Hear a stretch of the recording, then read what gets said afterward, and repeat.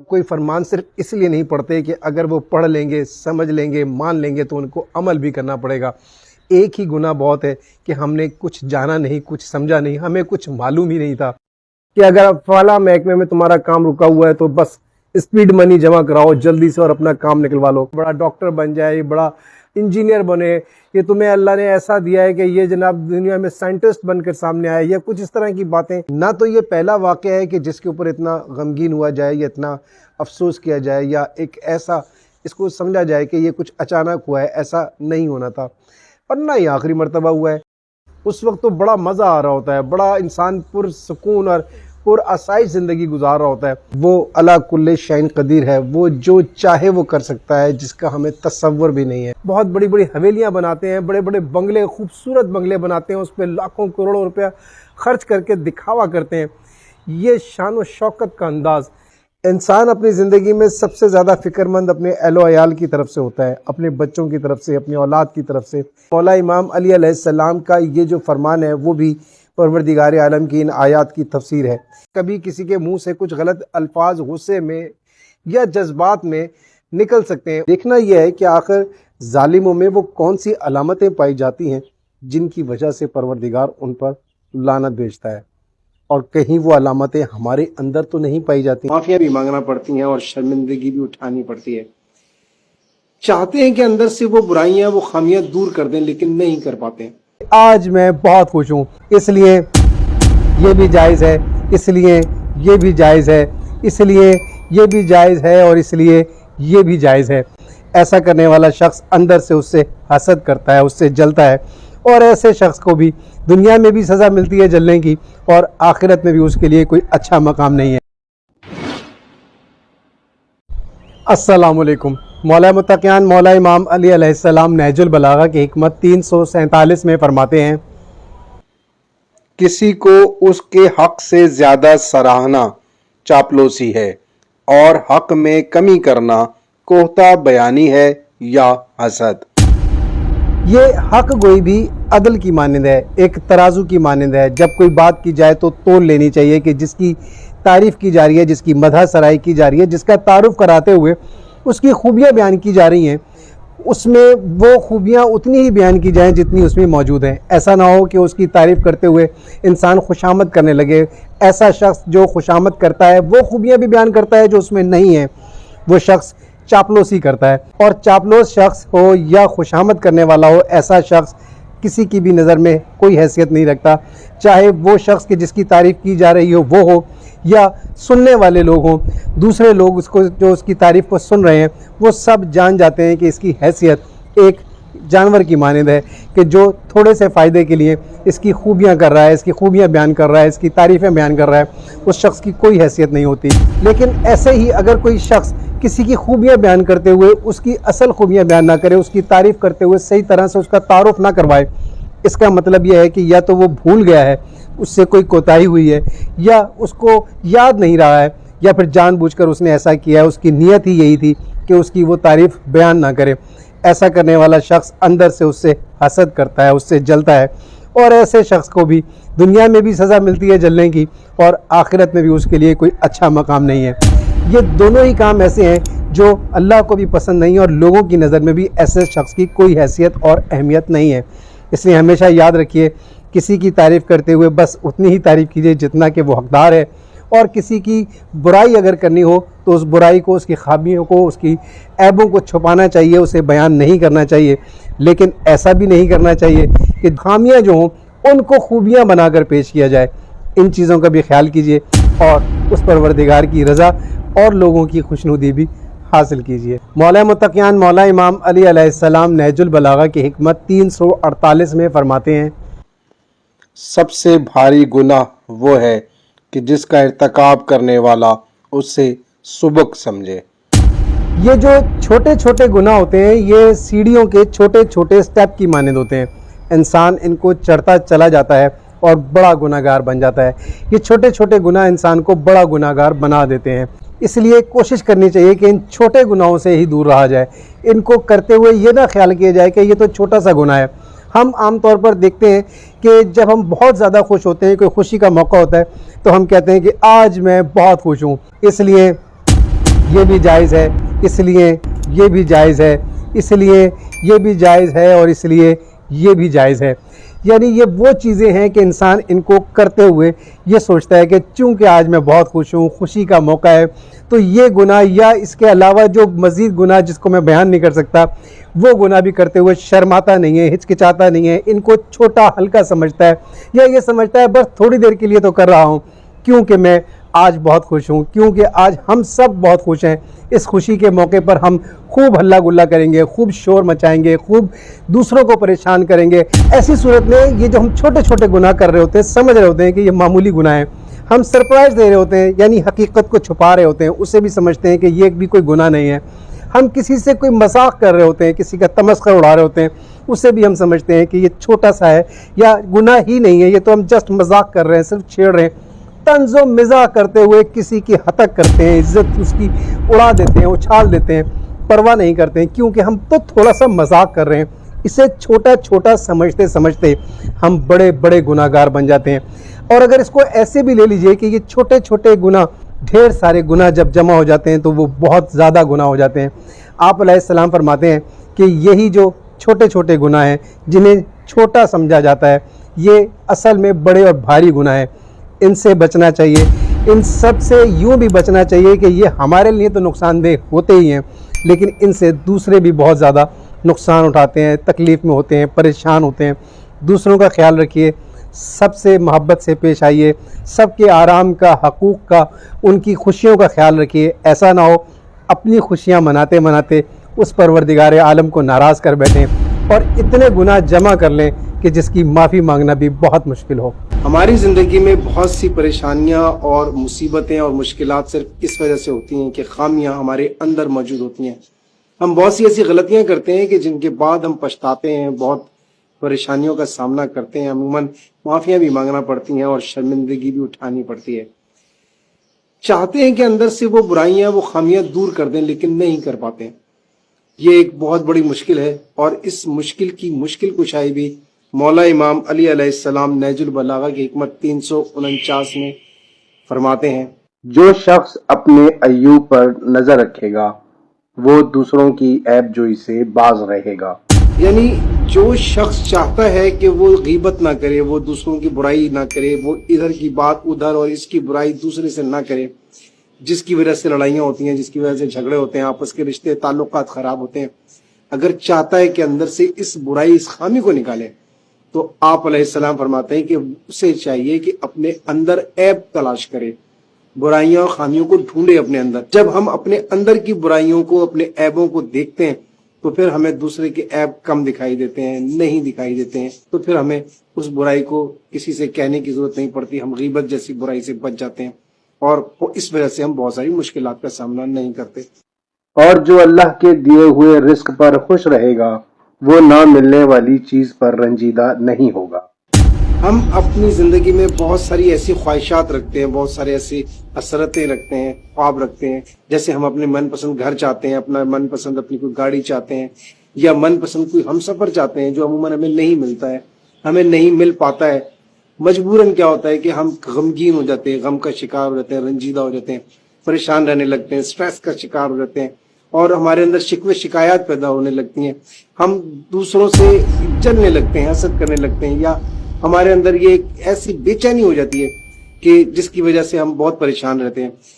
آپ علیہ السلام فرماتے ہیں کہ اس کا بھی بہترین حل یہ ہے کہ ہم ان چیزوں کو کہ جو خدا نے ہمیں دی ہیں، جو رزق ہمیں دیا ہے، ہم اس کا شکر ادا کریں۔ جب انسان اللہ کے دیے ہوئے رزق پر شکر گزار ہوتا ہے، اسے پھر دوسروں کی چیزوں پر حسد نہیں ہوتا، اسے پھر ان چیزوں کے حاصل نہ ہونے کا رنج اور غم نہیں ہوتا۔ جو ظلم کی تلوار کھینچتا ہے وہ اسی سے قتل ہوتا ہے۔ ہم اپنی طاقت کے بوتے پر، کسی کمزور پر، کسی دوسرے پر جب ظلم اور زیادتی کرتے ہیں تو ہمیں یہ پتہ ہونا چاہیے کہ یہی تلوار ہم پر بھی چل سکتی ہے۔ کوئی ہم سے بڑا طاقتور اقتدار والا، کوئی ہم سے زیادہ پیسے والا، ہم سے زیادہ مال والا، کوئی ایسا ہو سکتا ہے جو اختیار رکھتا ہو، وہ بھی ہم پر ظلم کر سکتا ہے۔ جیسے ہی ہمارے اندر یہ خیال پیدا ہوتا ہے، ہم دوسروں پر ظلم نہیں کرتے۔ پھر آپ علیہ السلام نے فرمایا، جو اہم امور کو زبردستی انجام دینا چاہتا ہے وہ تباہ و برباد ہوتا ہے۔ یعنی بہت سے اہم کام ہماری زندگی میں ایسے ہوتے ہیں کہ جن کی ہمیں اشد ضرورت ہوتی ہے. یعنی اگر کوئی کاروبار نہیں ہے تو ہمیں کاروبار فوری طور پہ کرنا ہے. گھر نہیں ہے، گھر کی ضرورت ہے ہمارے پاس، ہم کرائے پہ رہ رہے ہیں، پریشان ہیں تو ہمیں گھر چاہیے ہوتا ہے. ہمیں سفر کرنے کے لیے ہمارے پاس سواری کوئی اچھی نہیں ہوتی تو ہمیں اچھی سے اچھی سواری کی ضرورت ہوتی ہے. یہ بہت اہم معاملات ہیں، اہم ضروریات ہیں، اور ان کو پورا کرنے کے لیے ہم عموماً کیا کرتے ہیں، زبردستی کرتے ہیں، کوشش کرتے ہیں. مطلب کہ ہم کہیں سے پیسہ لے لیتے ہیں، ہم کچھ اپنے پاس جمع پونجی ہوتی ہے وہ استعمال کر لیتے ہیں جو ہم نے کسی برے وقت کے لیے رکھی ہوتی ہے. ہم کوئی لون لے لیتے ہیں، قسطوں پہ لے لیتے ہیں، کہیں سے قرضہ اٹھا لیتے ہیں، سود پہ اٹھا لیتے ہیں، اور پھر اس طریقے سے ہم وقت آنے سے پہلے، سرمایہ ہونے سے پہلے ہم وہ قدم اٹھا لیتے ہیں، وہ اہم کام انجام دے دیتے ہیں. نتیجہ کیا ہوتا ہے کہ پھر ہم مشکلات کا شکار ہوتے ہیں، ہم پریشان ہوتے ہیں کہ پھر ہم وہ قرضہ اتارنے کے لیے ہمارے لیے بڑی مشکلات ہو رہی تھی، روزمرہ کی زندگی کے اخراجات پورے نہیں کر پاتے ہیں. اس لیے ہمیں چاہیے کہ ہم اس وقت کا انتظار کریں کہ جب حالات ہماری موافقت میں ہوں، جب جا کر ہمیں ایسے بڑے قدم اٹھانے چاہیے کہ ہم کس طریقے سے بعد میں آنے والے حالات کا مقابلہ کر سکتے ہیں. جو اٹھتی ہوئی موجوں میں پھاندتا ہے وہ ڈوبتا ہے۔ یہ اٹھتی ہوئی موجیں کیا ہیں؟ یعنی ایسے واقعات ہماری زندگی میں پیش آتے ہیں کہ کبھی ہمیں کسی کے جذبات کا، کسی کے غصے کا، ایسے حالات کا سامنا کرنا پڑتا ہے جہاں پر ہمیں تحمل کرنا ہوتا ہے. ہمیں غصے کا جواب غصے سے نہیں دینا ہوتا. ہمیں لڑائی جھگڑا اگر کوئی کرنا چاہتا ہے، کوئی ہم سے دشمنی کرتا ہے تو اس کا جواب دشمنی سے نہیں دینا ہوتا. وہاں پر تحمل ہمیں بہت ساری مشکلات سے بچاتا ہے. ہمیں اس وقت جو ایک عام حالات سے ہٹ کر واقعات ہماری زندگی میں ہونے لگتے ہیں، وہاں ہم جذباتی فیصلے کرتے ہیں، وہاں ہم غصے میں آ جاتے ہیں. غصے میں کیے ہوئے فیصلے ہمیشہ ہمیں بعد میں پچھتانے پر مجبور کرتے ہیں. جو بدنامی کی جگہوں پر جائے گا وہ بدنام ہوگا۔ یقیناً یہ ایک صاف سی بات ہے کہ ہم اگر کوئی غلط کام نہیں بھی کرتے ہیں لیکن غلط لوگوں میں اٹھتے بیٹھتے ہیں، نتیجہ کیا ہوتا ہے کہ ہم اپنے نیک نامی کھو دیتے ہیں. ہم برائیاں نہ کرتے ہوئے بھی، اپنے آپ کو برائیوں سے بچاتے ہوئے بھی، گناہوں سے بچانے کے باوجود وہاں پر ہماری موجودگی عام لوگوں کو، دوسرے لوگوں کو یہ میسج دیتی ہے، یہ پیغام دیتی ہے کہ ہمیں اور کچھ نہ صحیح ہم نہیں بھی کرتے ہیں تو اس میں دلچسپی ضرور رکھتے ہیں. اس لیے کوشش کرنی چاہیے کہ اس بدنامی سے بچنے کے لیے ہمیشہ ایسے لوگوں سے، ایسی محفل سے، ایسی جگہ سے، ایسی صحبت سے دور رہے. جو زیادہ بولے گا وہ زیادہ لغزشیں کرے گا، اور جس کی لغزشیں زیادہ ہوں اس کی حیا کم ہو جائے گی، اور جس میں حیا کم ہو اس میں تقوی کم ہوگا، اور جس میں تقوی کم ہوگا اس کا دل مردہ ہو جائے گا، اور جس کا دل مردہ ہو گیا وہ دوزخ میں جا پڑا۔ یہ تو ایک صاف سی بات ہے کہ ایک آدمی اگر کام کی بات کرے تو کافی ہے، لیکن اگر وہ کسی بھی طرح سے ڈیٹیل میں چلا جاتا ہے اور ہر وقت بولنے کی کوشش کرتا ہے اور کوشش کرتا ہے دوسرے کو موقع ہی نہ دے، خود ہی بولتا رہے، تو یقیناً وہ باتیں بھی کر جاتا ہے کہ جو اسے نہیں کرنی چاہیے. حالانکہ ہونا یہ چاہیے کہ انسان جب بھی کسی کے ساتھ کوئی معاملہ کرے، کوئی بات کرے، تو اسے کوشش کرنی چاہیے کہ دوسرے کو موقع دے کہ وہ اپنے موقف کو پہلے بیان کر لے، اسے پوری آزادی دے، بولنے کا پورا موقع دے. جب وہ بات اپنی مکمل کر لے تو اس کو پوری طرح سمجھ لے. سمجھنے کے بعد اس کی غلط اور صحیح بات کا اندازہ بآسانی ہو جائے گا، اور پھر آپ اس میں سے اچھی بات اور بری بات کو الگ کر کے آپ اس بات کو سمجھ بھی سکتے ہیں، اس کا اچھا اور بہترین جواب بھی دے سکتے ہیں. لیکن جب ہم کسی کی بات سنتے نہیں ہیں اور خود بولتے ہیں اور بولتے ہی چلے جاتے ہیں تو پھر وہ باتیں بھی جو ہمیں نہیں بتانی چاہیے تھیں وہ ہم ان کو بتا دیتے ہیں، ہم ان سے کہہ دیتے ہیں، بہت سے الفاظ افشاں کر دیتے ہیں جو ہمارے لیے مشکلات کا سبب بنتی ہیں. اچھا، اب یہ لغزشیں کیا ہوتی ہیں؟ یہ لغزشیں یہ ہوتی ہیں کہ ہمیں وہ باتیں بھی ہم کر جاتے ہیں زیادہ بولنے میں کہ جو ہمیں نہیں بتانی ہوتی ہیں. عموماً ہم ایسی باتیں کر جاتے ہیں جو ہمارے اندر کی باتیں ہوتی ہیں، پرسنل ہوتی ہیں، ہمارے اندر کی پوشیدہ برائی، گناہ ایسے ہوتے ہیں کہ جو ہمیں کسی سے بیان نہیں کرنے چاہیے. زیادہ بولنے کی وجہ سے ہم وہ بھی بیان کر دیتے ہیں، اور اس طریقے سے کیا ہوتا ہے کہ ہم کچھ بے حیائی کی باتیں بھی کر جاتے ہیں، اور پھر ایسی باتیں سننے کے شوقین لوگ جو ہوتے ہیں وہ ہمارے جمع ہونے لگتے ہیں، وہ انٹرسٹ لیتے ہیں، وہ دلچسپی لیتے ہیں ایسی باتوں میں، اور یوں پھر ہم کیا ہوتا ہے کہ بے حیائی کا شکار ہونے لگتے ہیں، بے حیائی کی باتیں کرنے لگتے ہیں. کیوں؟ کہ دوسرے سن رہے ہوتے ہیں، دوسرے خوش ہو رہے ہوتے ہیں اس سے، اور ایسے لوگوں کی پھر ہم صحبت اختیار کر لیتے ہیں کیونکہ وہ ہماری باتوں میں دلچسپی لیتے ہیں، ہمیں بولنے کا موقع مل رہا ہوتا ہے، اور چونکہ وہ بری باتیں، بے حیائی کی باتوں کو پسند کرتے ہیں تو پھر ہم زیادہ سے زیادہ وہی باتیں کرنے لگتے ہیں، اور پھر یوں کیا ہوتا ہے کہ ہم جو اپنے اندر تقویٰ ہوتا ہے اس کو کھو دیتے ہیں، جو ہماری پرہیزگاری تھی وہ ختم ہونے لگتی ہے. اور پھر آپ علیہ السلام فرماتے ہیں کہ وہ جو تقویٰ ہمارے اندر کم ہوتا ہے اس کی وجہ سے کیا ہوتا ہے کہ ہم گناہوں کا شکار ہوتے ہیں، اور یوں दोज़ख का हम लुक़मा बन जाते हैं, निवाला बन जाते हैं। फिर आप अलैहिस्सलाम फरमाते हैं, जो शख्स लोगों के अयूब देख कर नाक भौं चढ़ाए और फिर उन्हें अपने लिए चाहे, वो सरासर अहमक है। ये आमतौर पर देखने में आया है कि हम दूसरों को देखते हैं कि वो ज़ख़ीरा अंदोज़ी कर रहा है, वो रिश्वत ले रहा है, वो गलत काम कर रहा है, वो किसी भी तरीके से दूसरों को तंग कर रहा है, परेशान कर रहा है, वो अपनी मुफाद परस्ती में झूठ बोल रहा है। बहुत सारे ऐसे मामला हम देखते हैं और फिर उससे नफरत का इजहार करते हैं। नाक भौं चढ़ाना यानी नफरत का इजहार करना, उसे बुरा समझते हैं। लेकिन जैसे ही हमें कभी मौका मिलता है, हमें कहीं पता चलता है कि कोई हमें ऐसी पोस्ट मिलने वाली है, कोई ऐसी जॉब मिल सकती है जहां ऊपर की आमदनी बहुत है, जहां हमें लूट मार का बड़ा अच्छा मौका मिल सकता है, हम चूकते नहीं है, हम वो काम कर गुजरते हैं। आप अलैहिस्सलाम फरमाते हैं कि ये सरासर अहमक आदमी है, ये बेवकूफ आदमी है। अनाथ ऐसा सरमाया है जो खत्म नहीं होता। जो मौत को ज्यादा याद रखता है वो थोड़ी सी दुनिया पर भी खुश रहता है। जो शख्स ये जानता है कि उसका कौल भी अमल का एक जुज है, वो मतलब की बात के अलावा कलाम नहीं करता। कनात से बढ़कर सरमायादारी कोई भी नहीं हो सकती, क्योंकि इंसान के पास कितना ही पैसा क्यों ना हो, अगर ख्वाहिश बाकी है तो वो गरीब है, वो फकीर है, वो जरूरतमंद है, वो हाजतमंद है। अगर उसकी ख्वाहिश बाकी है, उसकी हाजत बाकी है। लेकिन अगर कोई कनात कर लेता है, जितना है उस पर खुश हो जाता है, इसका मतलब यह है कि इसे मजीद नहीं चाहिए। और जिसे कुछ ना चाहिए होता हो, जिसे मजीद ख्वाहिश ना हो, मजीद तलब ना हो, हाजत ना हो, वही तो सरमायादार होता है। फिर आप अलैहिस्सलाम फरमाते हैं कि जो शख्स मौत को याद रखता है वो थोड़ी सी दुनिया पर भी खुश रहता है। यानी जो शख्स ये याद रखता है कि मुझे यहाँ रहना नहीं है, मुझे जाना है, मेरी थोड़ी सी जिंदगी है, फिर उसके लिए एक छोटी सी रिहाइशगाह काफी है, फिर उसके लिए एक छोटी सी सवारी बहुत है। उसे जरूरत नहीं है कि बहुत सारी मुश्किलात का सामना करता फिरे। और कोई सा भी हो जमाना, कोई सा भी हो, जालिमों से हमेशा नफरत की गई है, बल्कि वो परवरदिगार आलम तो जालिमों पर लानत तक भेजता है। देखना यह है कि आखिर जालिमों में वो कौन सी अलामतें पाई जाती हैं जिनकी वजह से परवरदिगार उन पर लानत भेजता है, और कहीं वो अलामतें हमारे अंदर तो नहीं पाई जाती। मौला मुत्तकियान मौला इमाम अली अलैहिस्सलाम नहजुल बलागा की हिकमत 350 में फरमाते हैं, लोगों में जो जालिम हो उसकी 3 अलामतें हैं।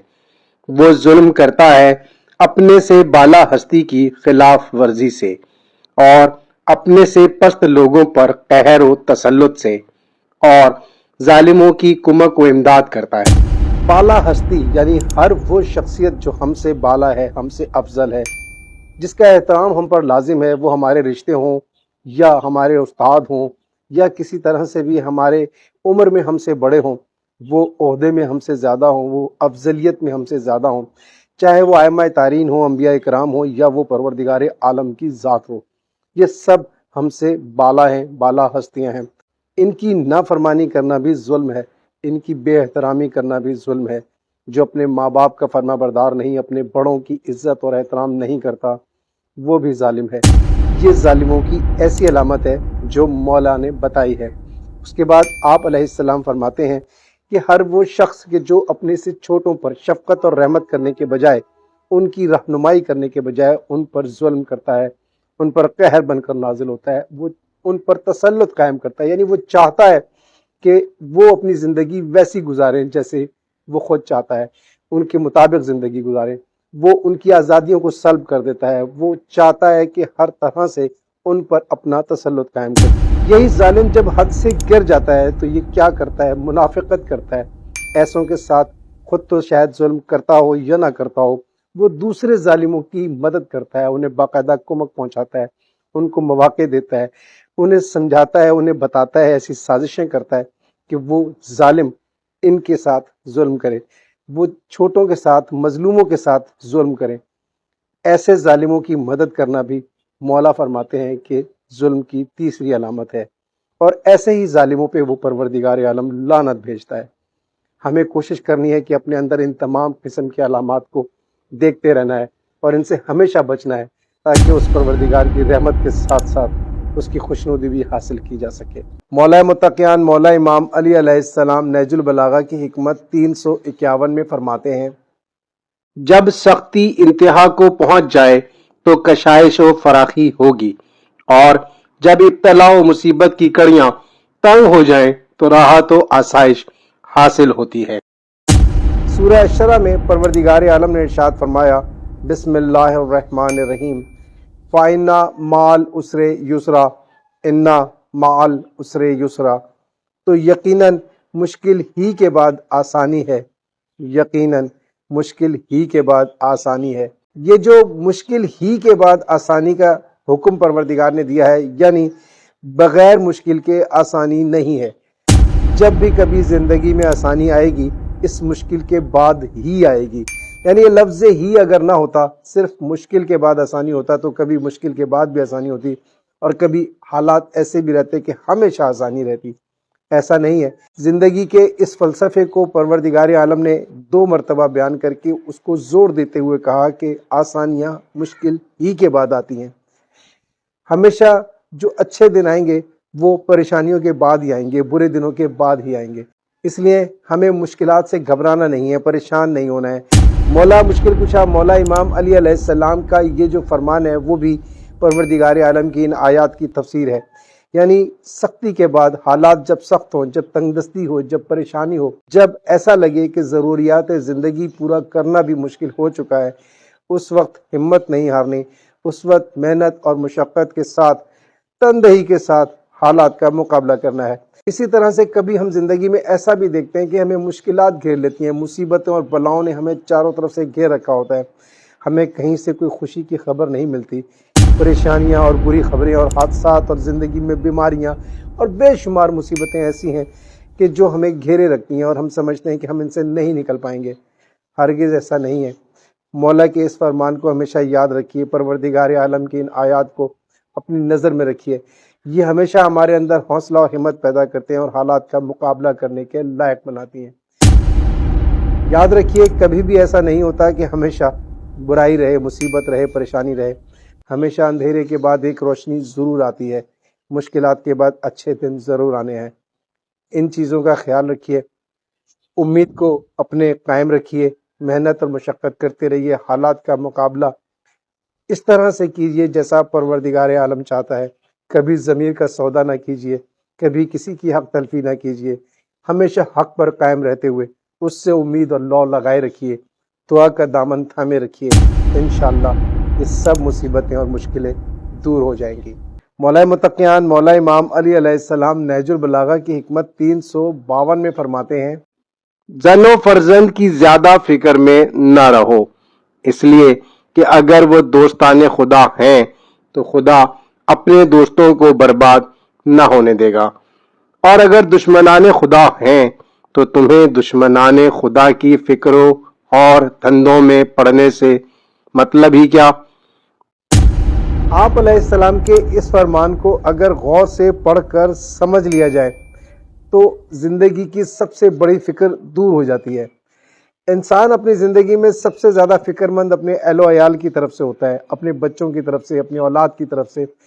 اسے یہ فکر کھائے رہتی ہے کہ مستقبل ان کا کیسا ہوگا. ان کے عادات و اطوار اور ان کے رویے جو ہیں وہ ہمیں پریشان کرتے رہتے ہیں. ان کی زندگی کے بارے میں ہم سوچتے رہتے ہیں کہ اگر بیٹی ہے تو اس کے کل دوسرے گھر جانے کے معاملات ہیں، اس کے نصیب پتہ نہیں کیسے ہوں گے، یہ پتہ نہیں کس طرح سے اپنے گھر میں جا کر اچھی زندگی گزار سکے گی یا نہیں ہو سکے گا. یا اولاد میں اگر ہمارے کوئی بیٹا ہے، ہمارا فرزند ہے، تو ہم ہمیشہ یہ سوچتے ہیں کہ اس کے مستقبل کا کیا ہوگا، اس کے روزگار کا کیا ہوگا، یہ کیسے زندگی گزارے گا. اس فکر میں ہم ہمیشہ کمزور ہوتے رہتے ہیں، پریشان ہوتے رہتے ہیں اور شاید کبھی سکون کی اور میٹھی نیند بھی نہیں سو پاتے. آپ علیہ السلام نے اس فکر کو بھی ہماری دور کر دیا. آپ فرماتے ہیں کہ ہمیشہ اپنی اولاد کی طرف سے بے فکر رہو. اگر وہ دوستان خدا ہیں تو خدا انہیں کبھی تنہا نہیں چھوڑے گا. اب دیکھنا یہ کہ دوستان خدا کیا ہوتے ہیں. یعنی اللہ کے اگر دوست ہیں تو یہ کبھی بھی تنہا نہ ہوں گے، ان کے ساتھ کبھی برا نہیں ہوگا. وہ پروردگار ہمیشہ ان کا ساتھ دے گا اور ان کے لیے بہتر ہی کرے گا. اپنی اولاد کی پرورش ہمیں بالکل ایسے کرنی ہے جیسے وہ پروردگار چاہتا ہے. اس کا دوست بن کر ہمیں یہ سمجھنا ہے کہ ہمیں اپنی زندگی میں کوئی غلط کام نہیں کرنا، اپنے آپ کو گناہوں سے دور رکھنا ہے، خطاؤں سے کوشش کرنی ہے کہ بچیں، لیکن کبھی خطا ہو تو پروردگار کے حضور توبہ کرنی ہے، استغفار کرنی ہے اور اپنی زندگی کو ویسا ڈھالنا ہے جیسا وہ چاہتا ہے. جب ہم ایسا کرتے ہیں تو اس طریقے سے ہم اپنی اولاد کی تربیت بھی اسی اچھے انداز میں کرتے ہیں، اور اولاد ہمیں دیکھتے ہوئے جب پروان چڑھتی ہے تو یقیناً وہ بھی دوستان خدا ہی ہوگی اور پروردگار اسے کبھی بھی تنہا نہیں چھوڑے گا، اس کا مستقبل ہمیشہ بہتر اور اچھا ہوگا۔ لیکن آپ فرماتے ہیں کہ اگر ایسا نہیں ہوتا، بالکل اس کے برعکس ہوتا ہے، یہ اولاد جو ہے آپ کی دوستان خدا نہیں ہے، دشمنان خدا ہے، تو آپ نے بالکل آسانی کے ساتھ اس کا حال بھی بیان فرمایا کہ تمہیں مطلب ہی کیا کہ ان کا مستقبل کیسا ہو، اچھا ہو یا برا ہو، تمہیں اس سے غرض ہی نہیں ہونی چاہیے، کیونکہ یہ تمہارے خدا کے اگر دوست نہیں ہیں تو تمہارے دوست بھی نہیں ہیں۔ اب ان کا مستقبل جانے، یہ جانے، وہ پروردگار جانے کہ ان کے ساتھ کیا ہونا ہے یا ان کے ساتھ کیا کرنا ہے۔ یعنی ہمیں آخرت میں بھی اسی انداز سے پروردگار کے حضور پیش ہونا ہے، تو کیوں نہ دنیا میں بھی ہم اسی انداز سے رہیں کہ اولاد اگر دوستان خدا ہے تو ہماری ہے، اور اگر دوستان خدا نہیں، دشمنان خدا ہے، تو ہماری بلا سے ہمیں اس سے کوئی غرض ہی نہیں ہونی چاہیے، کوئی مطلب ہی نہیں ہونا چاہیے، یہ اب جیسی بھی ہے وہ جانے۔ مولا متقیان مولا امام علی علیہ السلام نہج البلاغہ کی حکمت 353 میں فرماتے ہیں، سب سے بڑا عیب یہ ہے کہ اس عیب کو برا کہو جس کے مانند خود تمہارے اندر موجود ہے۔ انتہائی افسوس کے ساتھ کہنا پڑتا ہے کہ تقریباً ہر دوسرا شخص اس عیب میں مبتلا ہے، وہ اپنے اندر ان عیبوں کو نہیں دیکھتا جن پر وہ دوسروں کو دیکھتے ہوئے نکتہ چینی کرتا ہے۔ تقریباً خامیاں برائیاں ہر شخص میں ہوتی ہیں، لیکن ہمیں دوسروں کی خامیاں، دوسروں کی برائیاں بہت زیادہ نظر آتی ہیں۔ ہم اپنے اندر ان برائیوں کو دیکھنا بھی پسند نہیں کرتے، اور اگر کوئی دوسرا دکھا دے تو ہمارے پاس صفائی کے اور بہت سی تعویلوں کے اور وضاحت کرنے کے کئی فارمولے ایسے ہوتے ہیں جسے ہم فوری اپلائی کرتے ہیں اور اپنی جان چھڑا لیتے ہیں۔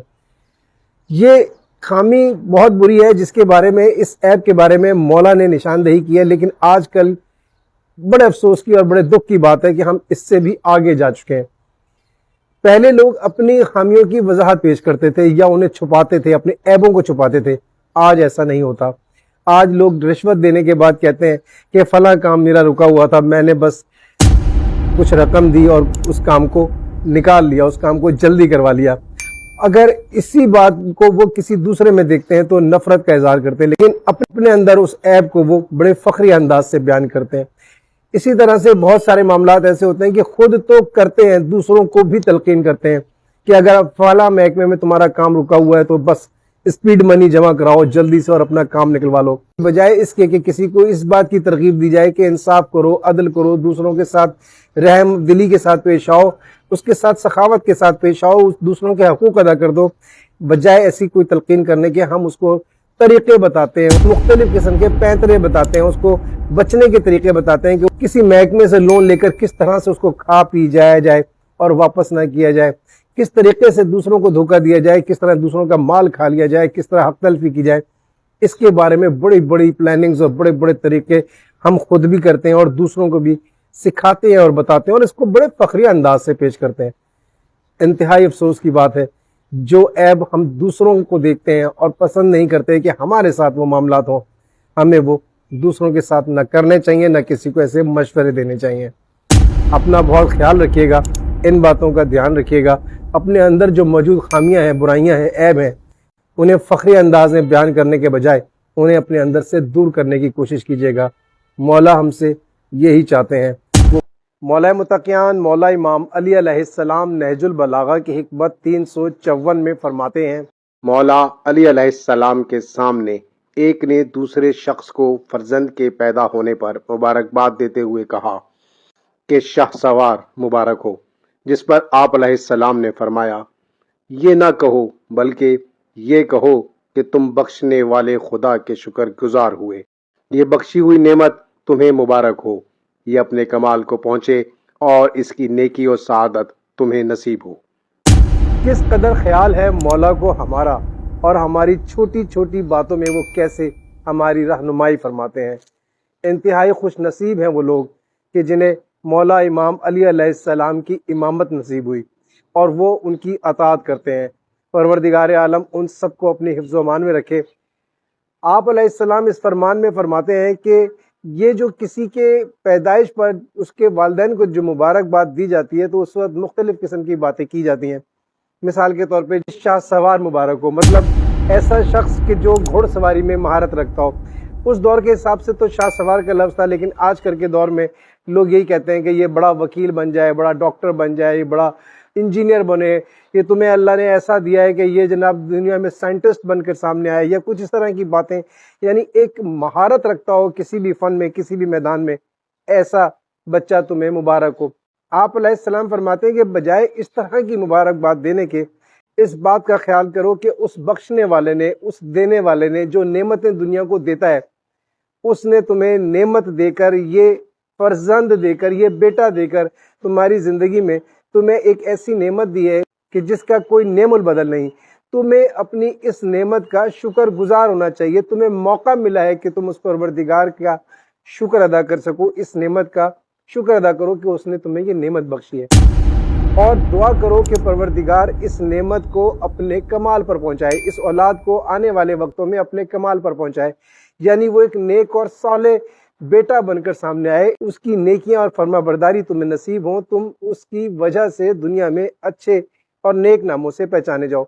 यानी इस किस्म की दुआएं उसको देनी चाहिए और इस किस्म की बात उसे करनी चाहिए। ये मौला ने हमें इस तरह से समझाने की कोशिश की है कि हमें बजाय दुनियादारी की तरगीब देने के, हमें बच्चे की पैदाइश से ही उसके वालिदैन को इस बात का एहसास दिलाना चाहिए कि उसकी तरबियत इस तरह की जाए कि जैसा परवरदिगार चाहता है, बिल्कुल उसकी मर्जी के मुताबिक हम उसको परवान चढ़ाएं। यही उस शुक्रगुजारी का हक है और यही परवरदिगार हमसे चाहता है और हमारी जिम्मेदारियों में शामिल है। इन बातों का ख्याल रखिए और अपनी औलादों की अच्छी परवरिश कीजिए और उनसे नेकी और फर्मा बरदारी की उम्मीद रखिए। मौला मुत्तकियान मौला इमाम अली अलैहिस्सलाम नहजुल बलागा की हिकमत 355 में फरमाते हैं, मौला अली अलैहिस्सलाम के उम्माल में से एक शख्स ने एक बुलंद इमारत तामीर की, जिस पर आप अलैहिस्सलाम ने फरमाया, चांदी के सिक्कों ने सर निकाला है, बिलाशुबा यह इमारत तुम्हारी सरवत की गम्माजी करती है।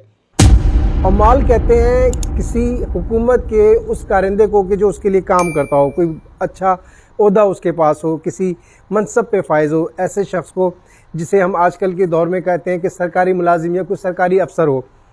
ऐसे शख्स की जब आपने एक बुलंद तरीन इमारत को देखा तो आप अलैहिस्सलाम ने फरमाया कि ये चांदी के सिक्कों ने सर निकाला है और ये इमारत जो है बिलाशुबा तुम्हारी सरवत की गम्माजी करती है। यानी आप फरमाते हैं कि ये जो तुम्हारे इमारत है, इससे पता चलता है तुम्हारी शान व शौकत का, तुम्हारी सरवत का, तुम्हारी दौलत का, तुम कितने अमीर हो, कितने ताकतवर हो, इस चीज़ का अंदाज़ा लगता है। आपका ये अंदाज़, ये लबो लहजा, जिस अंदाज से आपने बात की है कि चांदी के सिक्कों ने सर निकाला है, ये अंदाज़ बताता है कि आपको ये शान व शौकत का तरीका कुछ पसंद नहीं आया। आप शायद इस दिखावे को या इस दौलत के इजहार को या इस शान व शौकत को जो लोगों के ऊपर एक अपना रोब और दबदबा जमाने के लिए, एक अपनी ताकत के इजहार के लिए लोग करते हैं, बड़ी बड़ी बिल्डिंगें बनाते हैं, बहुत बड़ी बड़ी हवेलियां बनाते हैं, बड़े बड़े बंगले, खूबसूरत बंगले बनाते हैं, उस पर लाखों करोड़ों रुपया खर्च करके दिखावा करते हैं। ये शान व शौकत का अंदाज़, ये सरवत के दिखावे का अंदाज़ मौला को कुछ पसंद नहीं है। आप चाहते हैं कि जितना इंसान के पास माल हो उसमें से सिर्फ उतना ही खर्च किया जाए जितनी उसकी ज़रूरत है, बाकी दूसरों की फलाह बहबूद पर खर्च किया जाए। आप इस दिखावे को पसंद नहीं करते, आप आजिज़ी को पसंद करते हैं, आप सादगी को पसंद करते हैं। अब कम से कम वो लोग कि जो मौला के चाहने वाले हैं या आपके मुहिब होने का दावा करते हैं, उन्हें चाहिए कि वो अपनी इस दिखावे की आदत को, चाहे वो किसी तरह से अपनी सवारी बड़ी महंगी से महंगी हो, बहुत बड़ी से बड़ी सवारी हो, या वो किसी तरीके से बड़ी इमारत हो, कोई उनकी जायदाद हो, कुछ ज़मीनें उनके पास हों, कुछ जायदादें उनके पास हों, ये सब कुछ जो दिखावे के लिए रखते हैं और वो शान व शौकत पे खर्च करते हैं, उन्हें ये चाहिए कि वो सादगी अपनाएं और सादगी और आजिज़ी अपनाते हुए अपना साथ साथ दूसरों का भी ख्याल रखें। मौला इमाम अली अलैहिस्सलाम से बार बार एक सवाल किया जाता था, मुख्तलिफ जुमले बदल कर, मुख्तलिफ अल्फाज को बदल बदल के, मुख्तलिफ मौक़े पर मुख्तलिफ लोग एक ही तरह का सवाल बार बार करते थे और वो सवाल था क़ज़ा व क़दर से मुताल्लिक़। आपने हर बार हर शख्स को उसका मुख्तलिफ जवाब दिया और हर जगह ऐसा ही लगता है कि जैसे उसका परफेक्ट, सही, दुरुस्त मौके की मुनासबत और उस शख्स की मुनासबत से आपने जवाब दिया हो। नहजुल बलागा की हिकमत 356 में भी आप अलैहिस्सलाम से एक शख्स ने सवाल किया, मौला अली अलैहिस्सलाम से कहा गया کہ اگر کسی شخص کو گھر میں چھوڑ کر اس کا دروازہ بند کر دیا جائے تو اس کی روزی کدھر سے آئے گی؟ آپ علیہ السلام نے فرمایا جدھر سے اس کی موت آئے گی۔ آپ کا یہ جواب عام طور پر لوگوں کی سمجھ میں نہیں آتا، انسان اس کو سمجھنے سے قاصر ہے، اور اس کی وجہ یہ ہے کہ وہ اس کائنات کو، اس کائنات کے چلانے والے کو اور اس کائنات کے چلنے کے نظام کو نہ سمجھتا ہے اور نہ جانتا ہے۔ اس کو صرف اتنا ہی پتہ ہے جو اس نے دیکھا ہے، اس کو صرف وہی معلوم ہے جتنا وہ آج تک ریسرچ کر چکا ہے، دیکھ سکا ہے، سمجھ سکا ہے، اور وہ صرف وہی چیزیں جانتا ہے جو مادے کی ہیں، جو اس دنیا میں فزیکلی موجود ہیں، وہ صرف ان کے بارے میں جانتا ہے۔ اس کے علاوہ اس کے پاس کوئی علم نہیں ہے۔ آپ علیہ السلام کے پاس دنیا کے علوم کے علاوہ کائنات کے بھی علوم تھے، اس پروردگار کی طاقت اور قدرت کے بھی علوم موجود تھے۔ آپ اس طرح کے جواب بھی دیتے تھے، لیکن لوگ ان کو سمجھنے سے قاصر تھے۔ اس سوال میں بھی مولا نے اس شخص کی جو ایک پیاس تھی، جو ایک اس کی بےتابی تھی، جو وہ سمجھنا چاہتا تھا، جو وہ جاننا چاہتا تھا، اس کے سوال کے عین مطابق جواب دیتے ہوئے فرمایا کہ روزی وہیں سے آئے گی جہاں سے موت آتی ہے۔ یعنی اگر کوئی شخص پروردگار عالم کی قدرت کو للکارتا ہے، چیلنج کرتا ہے، تو وہ ہرگز بے بس نہیں ہے، وہ مسبب الاسباب ہے، وہ علی کل شیء قدیر ہے، وہ جو چاہے وہ کر سکتا ہے، جس کا ہمیں تصور بھی نہیں ہے، ہم سوچ بھی نہیں سکتے۔ لیکن کیونکہ انسان کم علم ہے اور جاننا چاہتا ہے، تو اس کے لیے یہ جواب کافی ہے کہ جہاں سے اس کی موت آئے گی، جہاں سے موت کا فرشتہ اس بند گھر میں داخل ہوگا، وہیں سے پروردگار عالم روزی اور رزق بھی پہنچائے گا۔ وہ جانتا ہے کہ اسے اپنے کام کیسے کرنے ہیں۔ مولا امام علی علیہ السلام نے چند لوگوں سے ان کے مرنے والے کی تعزیت کرتے ہوئے فرمایا، مولا علی علیہ السلام نے ایک جماعت کو ان کے مرنے والے کی تعزیت کرتے ہوئے فرمایا، اس موت کی ابتدا تم سے نہیں ہوئی ہے اور نہ اس کی انتہا تم پر ہے، یہ تمہارا ساتھی مصروف سفر رہتا تھا، اب بھی یہی سمجھو کہ وہ اپنے کسی سفر میں ہے، اگر وہ آ گیا تو بہتر، ورنہ تم خود اس کے پاس پہنچ جاؤ گے۔ آپ علیہ السلام نہج البلاغہ کی حکمت 357 میں فرماتے ہیں کہ یہ جو شخص مرا ہے، یہ کوئی پہلا شخص تو نہیں ہے جو اس دنیا سے گیا ہے، اور نہ ہی ایسا ہے کہ یہ آخری شخص ہے، اس کے بعد اب کسی کو اس دنیا سے نہیں جانا ہے۔ یعنی کوئی ایسا نہیں ہے کہ جس نے موت کا مزہ نہ چکھنا ہو۔ یہ صدیوں سے، ہمیشہ سے یہ ہوتا چلا آیا ہے اور یہ ہوتا رہے گا۔ نہ تو یہ پہلا واقعہ ہے کہ جس کے اوپر اتنا غمگین ہوا جائے یا اتنا افسوس کیا جائے یا ایک ایسا اس کو سمجھا جائے کہ یہ کچھ اچانک ہوا ہے، ایسا نہیں ہونا تھا، اور نہ ہی آخری مرتبہ ہوا ہے۔ آپ علیہ السلام اس حکمت میں بھی یہی سمجھانے کی کوشش کرتے ہیں کہ جیسے یہ شخص زندگی میں سفر پر رہتا تھا، یہی سمجھو کہ یہ اس وقت بھی ایک سفر پر گیا ہوا ہے۔ اگر آ گیا تو ٹھیک ہے، اور اگر نہیں آتا تو ایک نہ ایک دن تمہیں بھی جا کر اس سے ملنا ہے۔ یعنی یہ سفر ہے، یہ زندگی ایک سفر ہے، اسے سمجھنے کی ضرورت ہے۔ ہم کہیں سے آئے ہیں اور کہیں ہمیں جانا ہے، ہمیں ہمیشہ یہاں نہیں رہنا ہے۔ تو جو چلا گیا ہے نہ اس کا افسوس کرنے کی ضرورت ہے، اور اگر کوئی دنیا میں آیا ہے تو اس پر بھی اچنبھا نہیں ہونا چاہیے۔ صرف ضرورت اس بات کی ہے کہ اس سفر کو سفر سمجھتے ہوئے سفر کی طرح گزارا جائے، اور یہاں پر اپنی زندگی کو آخرت کے لیے تیار کیا جائے۔ جہاں ہمیں جانا ہے وہاں کی تیاری کی جائے، ہمیں جو آزمائشیں ہمیں دی گئی ہیں اس میں پورا اترنے کی کوشش کی جائے، زندگی ویسے گزاری جائے جیسے وہ مالک چاہتا ہے، جس نے ہمیں اس سفر میں مبتلا کیا ہے، جو چاہتا ہے کہ ہم اس سفر کو انجام دیں، ہمیں اس کی مرضی کے مطابق اس سفر کو انجام دینا چاہیے اور آخرت کی تیاری کرتے رہنا چاہیے۔ مولا متقیان مولا امام علی علیہ السلام نہج البلاغہ کی حکمت 358 میں فرماتے ہیں، اے لوگو، چاہیے کہ اللہ تم کو نعمت و آسائش کے موقع پر بھی اسی طرح خائف و ترساں دیکھے جس طرح تمہیں عذاب سے ہراساں دیکھتا ہے۔ بے شک جسے فراغ دستی حاصل ہو اور وہ اسے کم کم عذاب کی طرف بڑھنے کا سبب نہ سمجھے تو اس نے خوفناک چیز سے اپنے کو مطمئن سمجھ لیا، اور جو تنگ دست ہو اور وہ اسے آزمائش نہ سمجھے تو اس نے اس ثواب کو ضائع کر دیا کہ جس کی امید و آرزو کی جاتی ہے۔ آپ علیہ السلام فرماتے ہیں کہ جب انسان کے پاس نعمتیں ہوں، آسائشیں ہوں، اس وقت اس کو ایسے خوف زدہ ہونا چاہیے جیسے اس پر کوئی عذاب آ رہا ہے۔ آخر آپ ایسا کیوں چاہتے ہیں؟ اس وقت تو بڑا مزہ آ رہا ہوتا ہے، بڑا انسان پرسکون اور آسائش زندگی گزار رہا ہوتا ہے، اس وقت ایسا سوچنے کی کیا ضرورت ہے؟ دراصل اس وقت انسان ایک فریب میں ہوتا ہے، ایک دھوکے میں ہوتا ہے۔ وہ یہ سمجھ رہا ہوتا ہے کہ جتنی آسائشیں، جتنی دولت اس کے پاس ہے، یا تو وہ اس کے نصیب میں لکھی تھی، یا پھر وہ سب کچھ اس کی ہی وجہ سے اس کے پاس ہے۔ اس کی عقل، اس کی سوچ، اس کی سمجھ، اس کی قابلیت، اس کی اہلیت کی وجہ سے اس دنیا سے اس نے یہ تمام آسائشیں، یہ تمام دولت، مال اور یہ طاقت اور یہ ثروت سب کچھ جمع کیا ہے۔ یہ سب اس کی اپنی وجہ سے ہے۔ جبکہ وہ خدا کو بھول جاتا ہے، اس کی خدائی کو بھول جاتا ہے، وہ ان فرائض کو بھول جاتا ہے کہ جب پروردگار عالم یہ اس کو تمام آسائشیں دے رہا تھا، اس پر کچھ فرائض بھی عائد کر رہا تھا۔ اس وقت انسان نہیں سمجھتا، وہ اپنے مزے میں گم ہوتا ہے۔ اس وقت تو اس کو شیطان کے ورغلائے میں اسے اپنی طاقت کا اتنا گھمنڈ اور اتنا غرور ہوتا ہے کہ اسے آس پاس کے غریب اور مظلوم لوگ بھی نظر نہیں آتے، بلکہ وہ اتنا ظالم بن جاتا ہے کہ ان کے اوپر ظلم کرنا شروع کر دیتا ہے۔ وہ اس پروردگار عالم کی طاقت کو، قدرت کو بھول جاتا ہے، اور یوں وہ ایک عذاب کا مستحق بنتا ہے۔ پھر آپ علیہ السلام فرماتے ہیں کہ اگر انسان تنگ دستی میں ہے، غربت میں ہے، کسی طرح مصیبتوں نے اسے گھیر رکھا ہے، تو وہ اس وقت یہ سوچے کہ پروردگار نے اسے آزمائش میں ڈال رکھا ہے اور اس کے بعد اس کے لیے بڑے اجر اور ثواب رکھے ہیں۔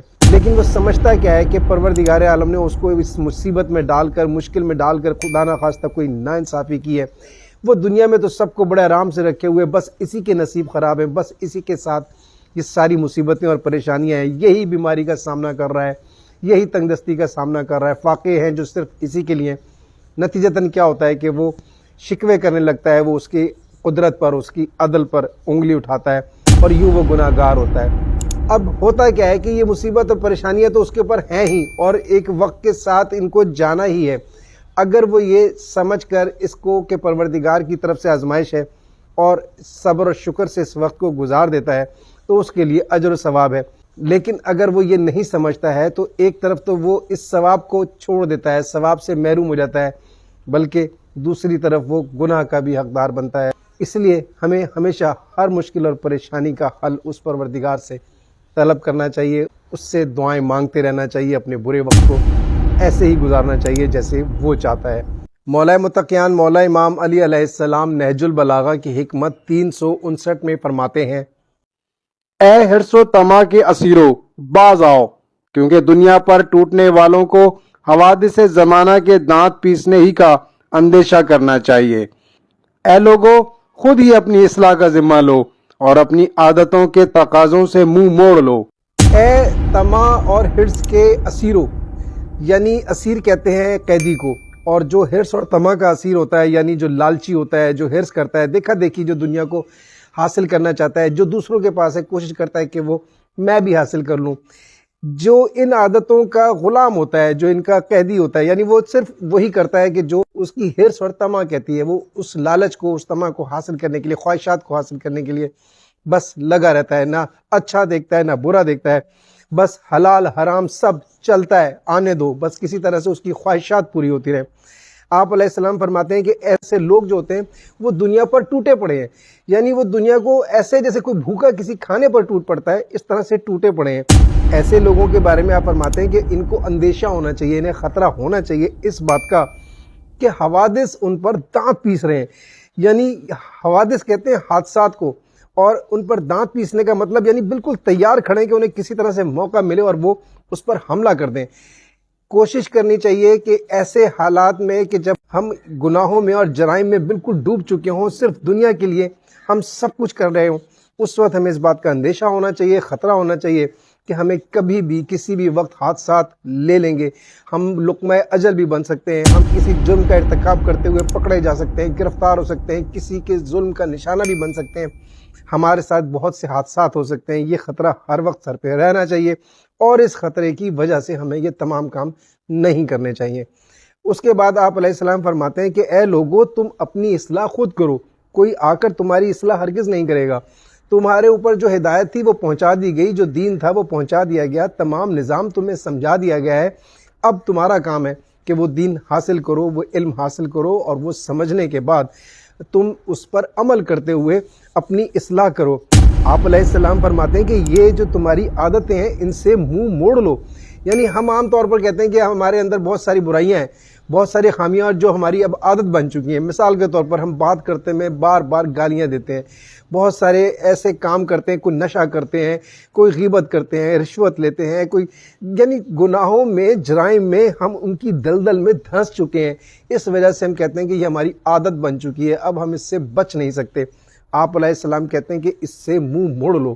اس دور میں بھی جو لوگ ایسے ہوتے تھے آپ علیہ السلام نے ان کو ڈرایا ہے, دھمکایا ہے, انہیں سمجھانے کی کوشش کی ہے. آج کے دور میں بھی ایسے بہت سے لوگ ہیں جو آپ سے محبت کا دعویٰ ضرور کرتے ہیں, لیکن آپ کی کوئی بات صرف اس لیے نہیں سنتے, کوئی فرمان صرف اس لیے نہیں پڑھتے کہ اگر وہ پڑھ لیں گے, سمجھ لیں گے, مان لیں گے تو ان کو عمل بھی کرنا پڑے گا. ایک ہی گناہ بہت ہے کہ ہم نے کچھ جانا نہیں, کچھ سمجھا نہیں, ہمیں کچھ معلوم ہی نہیں تھا, اس لیے ہمیں کوئی بڑی سزا نہیں ملے گی. بس ایک علم حاصل نہ کرنے کا ہم ایک جرم کر رہے ہیں اور صرف اس کی سزا ملے گی, باقی سزاؤں سے ہم بچ جائیں گے. یہ ایک شیطان کا دھوکہ ہے, فریب ہے, پرکنڈا ہے. ہمیں علم حاصل کرنا ہے مولا کی. جب ہم ولایت میں ہیں اس پروردگار کے, ہم جب نظام کو مان چکے ہیں, کلمہ پڑھ چکے ہیں, تو ہمیں علم حاصل کرنا بھی واجب ہو گیا ہے. ہمیں چاہیے کہ ہم علم حاصل کریں, اس کو سمجھیں, اپنی زندگی پر اپلائی کریں, اچھے اعمال کریں, برے کاموں سے خود کو بچائیں. کوئی ہماری ہدایت اور اصلاح نہیں کرے گا, اپنی اصلاح میں خود کرنی ہے, اور پھر ہمیں اس پروردگار کے کہنے پر عمل کرتے ہوئے اس دنیا سے چلے جانا ہے. مولا متقیان مولا امام علی علیہ السلام نہج البلاغہ کی حکمت 360 میں فرماتے ہیں, کسی کے منہ سے نکلنے والی بات میں اگر اچھائی کا پہلو نکل سکتا ہو تو اس کے بارے میں بدگمانی نہ کرو. آپ علیہ السلام ہمارے روزمرہ کے جو آپس کے تعلقات ہیں اس میں ہونے والی غلط فہمیوں کی طرف اشارہ کرتے ہوئے ہمیں سمجھاتے ہیں کہ ہم ایک دوسرے کی باتوں کو سننے کے دوران عموماً ان کے صرف لفظوں کی طرف توجہ دیتے ہیں. اگر کوئی بات کوئی غلط کسی کے منہ سے نکل جاتی ہے تو ہم اس چیز کا ہرگز دھیان نہیں دیتے کہ وہ جو بات کر رہا ہے آخر اس کا نظریہ کیا ہے, آخر اس کی سوچ کیا ہے, کیا وہ کسی کی بھلائی چاہتا ہے یا اپنا کوئی مفاد رکھتا ہے. ہم اس کے بارے میں غلط فہمیوں کا شکار ہوتے ہیں یہ سوچ کر کے جو اس نے کہا ہے اس کی وجہ سے وہ شخص برا ہے. دیکھنا یہ چاہیے کہ اس کی بات کیا ہے, وہ کرنا کیا چاہتا ہے, کہنا کیا چاہتا ہے. کبھی کسی کے منہ سے کچھ غلط الفاظ غصے میں یا جذبات میں نکل سکتے ہیں, اس سے اس کی سوچ کا اندازہ, اس کی نیت کا اندازہ ہرگز نہیں کرنا چاہیے. اگر اس کی بات سے کسی بھی طرح سے کسی کی کوئی بھلائی نظر آتی ہو, کوئی فتنے سے, لڑائی سے, جھگڑے سے کوئی ایسا دکھتا ہو کہ وہ بات کو سنبھالنے کی کوشش کر رہا ہے, کسی طرح سے کسی لڑے ہوئے کو آپس میں ملانے کی کوشش کر رہا ہے, یا اس کے نتائج اچھے نکل رہے ہیں اس کی بات کے, تو ہمیں اس کی نیت پر شک کرنے کے بجائے اسے معاف بھی کر دینا چاہیے اور اس کی قدر کرنی چاہیے. شکریہ.